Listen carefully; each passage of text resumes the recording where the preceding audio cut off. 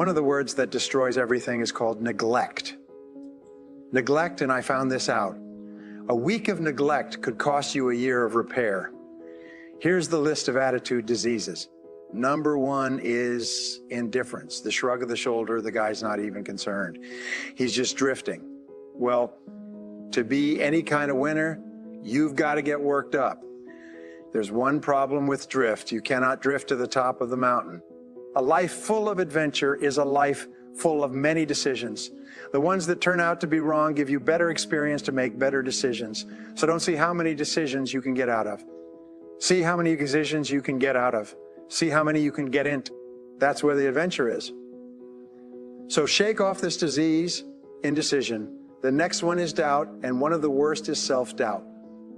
The guy doubts himself, doubts if it'll last that long for him, doubts if he can do that well, doubts if he can bake that much, doubts if he can make that much, doubts if he can accomplish all that. So here's the key. Turn this coin over and become a believer. And there are many things to believe in. One of the majors is yourself. Now, for those three, don't get you. This one will. Worry. That's a devastating disease. Worry causes health problems, social problems, personal problems, family problems. I used to have it bad. I used to be known as a super warrior, not a super warrior, not a super warrior. No, super warrior. My advice to you is do what I finally did on worry. Give it up. I'm not saying it's easy. It took me almost 1 year to kick the worry habit, and it was not an easy year. I learned how to do it, and you can. Here's the next attitude disease, overcaution. Now, you can also be too reckless, but you can also be too cautious. And my caution was always the risk. Risk used to drive me right up the wall. And I'll tell you what changed my whole life. When I finally discovered it's all risky. The minute you were born, it got risky. The Englishman says, well, if that's the way it's going to work out, let's give it a go. Right, that's what it's for. Give it a go. Somebody says, yeah, but I'm looking for safety and security. Fine, then huddle in a corner. We'll cover you with a sheet, bring you 3 meals a day, and we'll protect you. Feed you, look after you, care for you, care for you, care for you. The guy said, yeah, I'd live to be 100. But what a way to live, right? What a way to live, safe and secure. And see, it's not important how long you live. What's important is how you live. Here's the next attitude disease. We're almost through this monthly list. The poor pessimist leads an ugly life. He doesn't try to figure out what's right. He tries to figure out what's wrong. He doesn't look for virtue. He looks for faults. To the pessimist, the glass is always half empty. To the optimist, the glass is half full. Quiet with the same measure affects people 2 different ways. I answered, it all depends on how you look at it. Our lives are mostly affected by the way we think things are, not the way they are. The way we think they are affects us the most. Kids ask good questions these days. One of them said to me, Mr. Owen, how do you build the good life? I said, it's simple, but it's not easy. Here's how you build anything. Select the right ingredients, keep out the wrong ingredients, and it starts with thought. I asked the kids, what would happen if somebody dropped sugar in my coffee? They said, well, you'd be okay. I said, what if somebody dropped strike 9 in my coffee? They said, well, you'd be dead. I said, correct, lesson 1. Life is both sugar and strike 9, you've got to be careful. I said, what if my worst enemy drops in the sugar? They said, well, you'd be okay. I said, what if my best friend, even by accident, drops in the strychnine? They said, well, you'd be dead. I said, correct, lesson 2. Watch your coffee. You've got to be careful. See, it doesn't matter whose hands you get the bad stuff from. It doesn't matter where you get the bad stuff. It'll still do its damage. On your bank account, wherever you get it. Complaining, crying, griping. Why do some people do so well in life while so many others don't? It's a deadly disease. It's how we feel about life that will decide how life feels about us. If we think we're going to fail, we might not even thrive. We are more likely to succeed in life if we have a positive, I can do it attitude than if we have a negative, I can't attitude.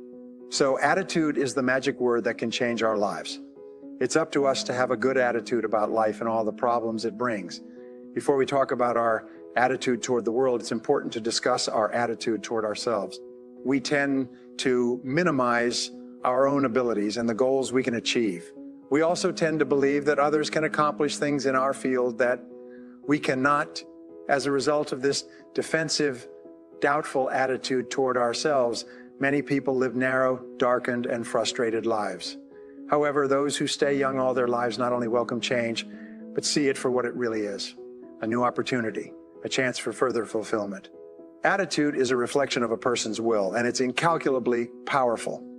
It can bring about marvelous results for us, but we need to train it patiently day by day. Successful people who constitute the top 5% of individuals who go from one success to another. Successful people have a particular kind of attitude towards themselves and life that sets them apart from the rest.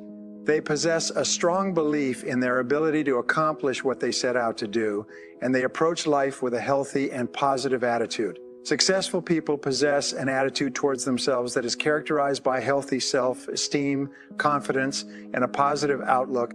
They also have a healthy attitude towards failure, seeing it as an opportunity to learn and improve rather than a setback. One of the remarkable things about successful people is that they come to be called successful, outstanding, brilliant, lucky, and a host of other accolades, even though they are not necessarily more intelligent or outstanding than the people around them. They're unwavering in their ability to succeed. Healthy self-esteem and a positive outlook set them apart from the rest. They see failure as an opportunity to learn and grow, and obstacles as opportunities to overcome.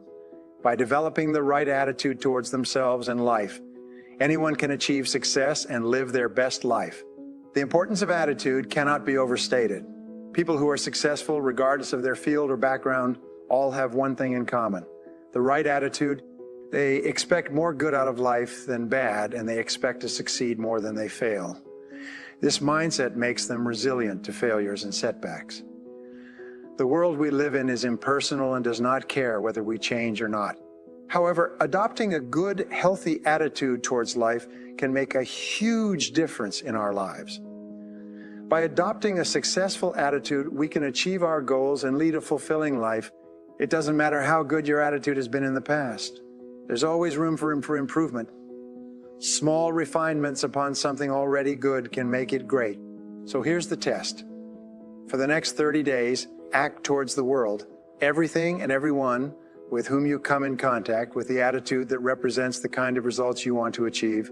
For instance, if you want to be more successful in what you're doing, act as though you are already in possession of the success you seek. If you want others to treat you with admiration and respect, treat others with admiration and respect first. You may not have realized it, but every person you interact with also believes that they are the most important person in the world. This is true for every human being on earth.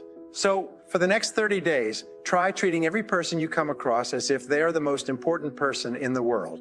Treating everyone in this way is important not only because it is the right way to treat others, but also because it can help you form a habit that will bring you amazing and delightful results for the rest of your life. When you treat others with respect and kindness, you are likely to receive the same treatment in return.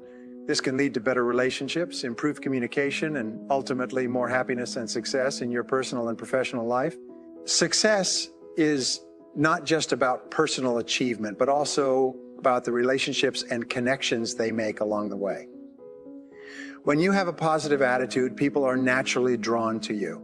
So for the next 30 days, make a conscious effort to treat others with the same kindness and respect that you want to be treated with. The key here is to approach each interaction with a positive mindset. Instead of focusing on what you can get out of the interaction, focus on what you can give. Remember, a good attitude is not something you have to be born with. It's something that can be developed through conscious effort and practice. You would recognize that when a person consistently acts with a positive and productive attitude, they have already placed themselves on the path to success.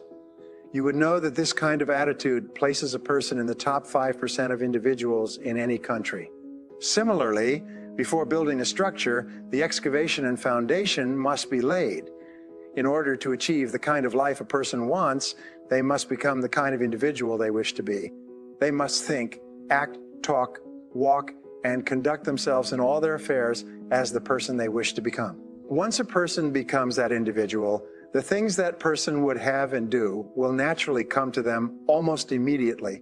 Irritations that used to frustrate and annoy will disappear. When someone gives them a hard time, they will stay on track and not let the negative behavior affect them. By acting with a positive attitude, a person separates themselves from this negative group and begins to attract positive experiences and people into their lives. It's a universal truth that every human being has a deep-seated desire to feel valued and important. This need is not restricted to any particular gender or age group, but rather it is a fundamental need that every individual has from the time we are born. We crave attention and affection from those around us, and this need only intensifies as we grow older. On the other hand, when someone treats you with respect and kindness, acknowledges your efforts, and makes you feel important, it feels great, doesn't it? This is a feeling that we all crave and seek in our personal and professional relationships. Can you guess what's the most important quality to predict success and happiness in life? It's optimism. What they found was that successful people had really high levels of optimism. They were really optimistic. They were positive most of the time. Does that mean they didn't have problems? Oh, they had far more problems than the average person because they tried more things. They found that optimists had two great qualities which led to their success. Number one was they tried more things because they had an unrealistic expectation that they would be successful. They just kind of believed they would be successful. Yeah, they believed that if they just kept on, they would be successful. So they tried more things. Now, the second quality they had is they persisted more because they had an unrealistic expectation that if they just persisted more, they'd succeed. What optimists have is what I call orientations. And the first orientation that optimists had is future orientation. They think about where they're going most of the time. They think about the Paddelling most of the time. They think about the possibilities of the future. And they idealize. There are four areas where optimists idealize. Number one is great health. We want to have great health. We want to have great health. We want to feel good about ourselves. We want to have high levels of energy. Number two is that optimists want to have loving relationships. They want to have happy relationships. They want to have happy families. They want to have happy friends. They want to have happy friends. They want to have work with people they like, work for bosses they like. Well, the third thing that we all want is we all want to do meaningful work, and we don't want to do it poorly. It's so important for us to do our work well, because this is what we found is how much you like yourself. Your level of self-esteem determines your level of optimism. People with high self-esteem set big goals for themselves. The starting point of achieving or dreaming great dreams is to have a fantasy or an imaginary idea of your life as if it were perfect sometime in the future. If your life was perfect in 5 years, what would it look like? What would it look like? Well, here's my favorite word in success. My favorite word in success is the word clarity. What I say is, you can't hit a target that you can't see. So your job is to be absolutely clear. If you had the power to achieve anything, if you could wave a magic wand over your life and have 3 wishes, what 3 wishes would you want? Health, happiness, money, financial independence. If you could dream it, you can do it. If you can write it down, if you can write it down, if you can imagine it and write it down. Then the only question you ask is you say, how do we do it now? Who else has got what I want and who else at one time didn't have it? And now they have it. And what you do is you go and find out how they got there. You read their books, you ask them questions, you listen to their programs, and then you discipline yourself to do the same things they did until you get the same result. Number 4 is financial independence. Now, we all judge ourselves in life by how well we're doing on each of these 4. And we could be doing well in 3, but if we're low in 4, that's what bothers us. Now, the second orientation that successful people have is goal orientation. Goal orientation means that they have very clear written goals that they work on every single day. Take a piece of paper like this, write the word goals at the top, and write down at least 10 goals you want to accomplish in the next 12 months. Now, here's the important point. Writing down these goals takes 2 to 3 minutes. In fact, it's actually about 3 if you write down 10 things that you want to accomplish in the next 12 months. Now, all you have to do then is take this piece of paper, fold it up, put it away somewhere where you won't see it for a whole year. You'll be happy because not 8 of your 10 goals will have been accomplished in the most amazing ways, and you'll be sad because you will wish you had written more goals and bigger goals. People come to me and they say, my whole life has changed in the last 30 days. All kinds of things have happened. They've changed jobs, they've changed relationships, they've gotten a new house, they bought a car, they've taken a trip, and these are all things they wrote down.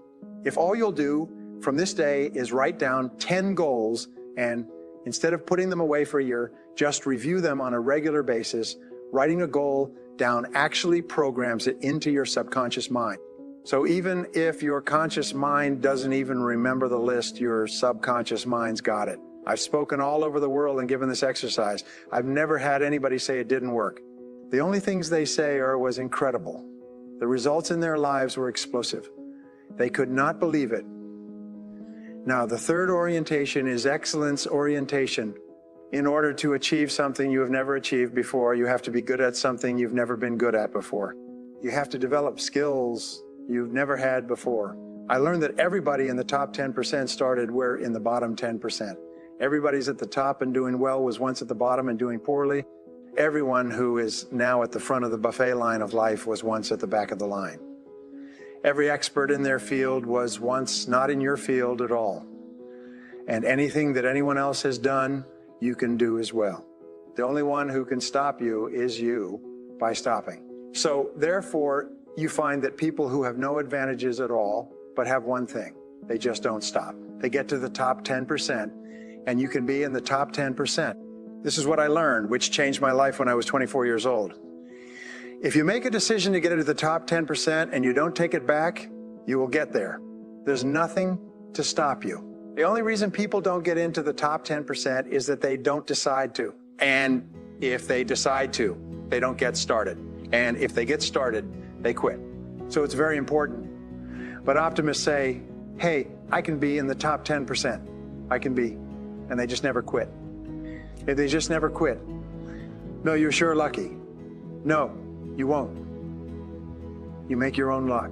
You make your own luck by deciding where you're going and getting on the road. The only way we're going to get to the top 10% is by becoming very good at what we do. There are no shortcuts. We just have to get down and work it out.